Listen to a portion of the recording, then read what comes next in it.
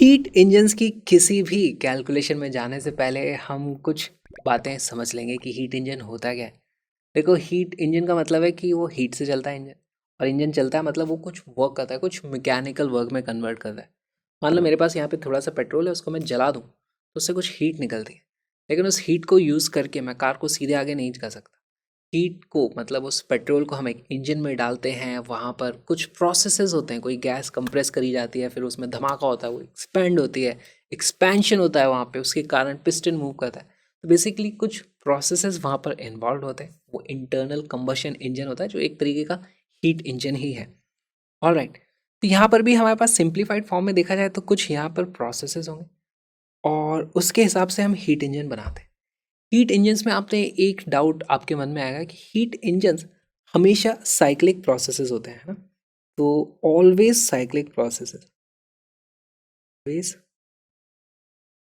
Cyclic processes. तो ये cyclic process ही क्यों होते हैं? साथ में हमने और एक चीज़ पढ़ी थी कि ऑलवेज, है ना, जो भी हीट इंजन होते हैं उसकी एफिशिएंसी लेस देन 1 होती है। तो आज मैं सवाल उठाना चाहता हूँ कि ऐसा क्यों होता है। अब एक बात बताओ, मान लो मैं यहाँ पर एक छोटा सा इस तरीके से प्रोसेस कंसिडर करूँ। मैं यहाँ पर था, यहाँ से मैं इस तरीके से आ गया।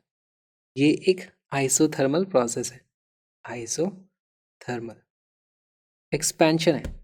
यहाँ पर मैं इक्वेशन लिखूंगा Q is equal to W plus delta U. Isothermal process है तो इंटरनल एनर्जी में कोई चेंज नहीं होगा, टेम्परेचर बदल ही नहीं रहा, जीरो। तो हमारे पास work done is equal to Q आ जाता है। एफिशिएंसी पता करो, यहाँ पे एफिशिएंसी होगा work divided by heat supplied. इसकी वैल्यू देखो, यहाँ पर मुझे पता है work is equal to Q होता है, तो इसकी वैल्यू आ जाएगी this is equal to Q divided by Q, cut जाएंगे और यहाँ पे इसकी वैल्यू आ जाती है 1। तो ना ही ये साइक्लिक प्रोसेस है, ना ही इसकी एफिशिएंसी 1 से कम है, इसकी एफिशिएंसी भी 100% आ गई। तो मैं इसको हीट इंजन क्यों नहीं बोल देता? इसका कारण है, ये हीट इंजन क्यों नहीं हो सकता? क्योंकि यार ये एक वन ऑफ प्रोसेस है ना। एक बार होगा लेकिन ये बार बार नहीं होगा। क्यों नहीं होगा? क्योंकि इसकी जो इनिशियल कंडीशन है वो फाइनल कंडीशन के बराबर नहीं है। तो यहाँ पे हमारे पास ये चीज़ सबसे ज़्यादा समझने की है कि नॉट साइक्लिक प्रोसेस, है ना, इसीलिए ये हीट इंजन नहीं है।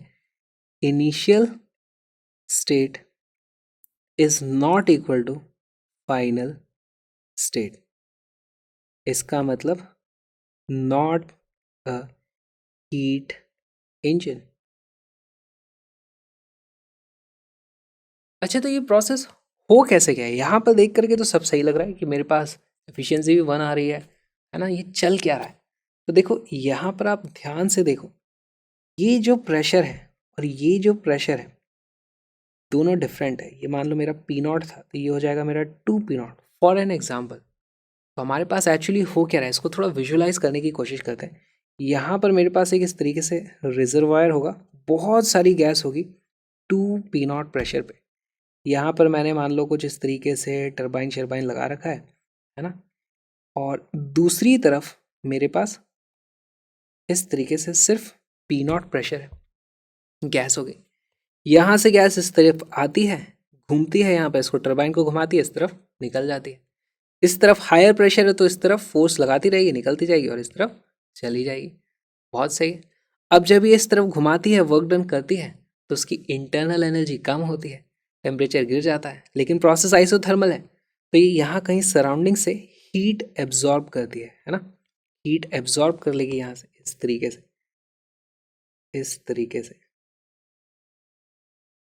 Absorbs heat to maintain temperature is equal to constant.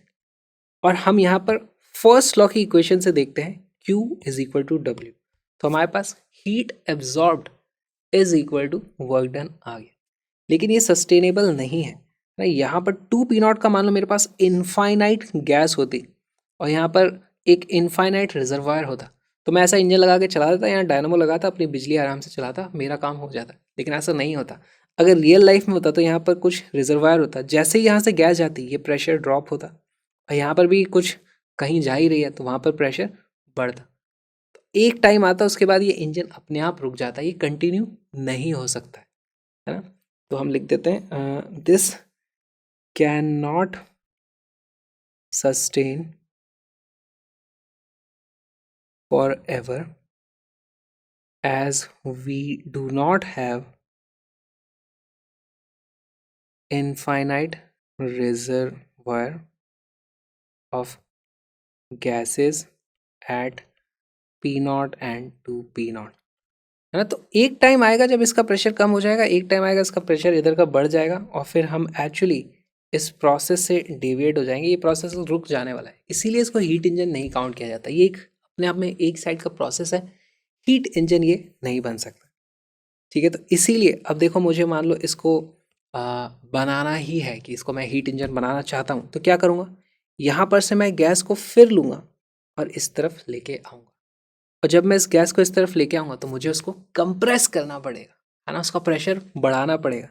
तो मैं ये जो यहाँ से यहाँ तक आया था उसको मैं फिर से देखो पहले इस तरफ लाऊंगा और फिर इस तरफ लेके आऊँगा, है ना। पहले उसको कंप्रेस करूँगा और फिर उसको इस तरीके से गर्म कर दूंगा, तो मैं फिर से यहाँ आ जाऊँगा, है ना, मेरी गैस यहाँ पर आ जाएगी।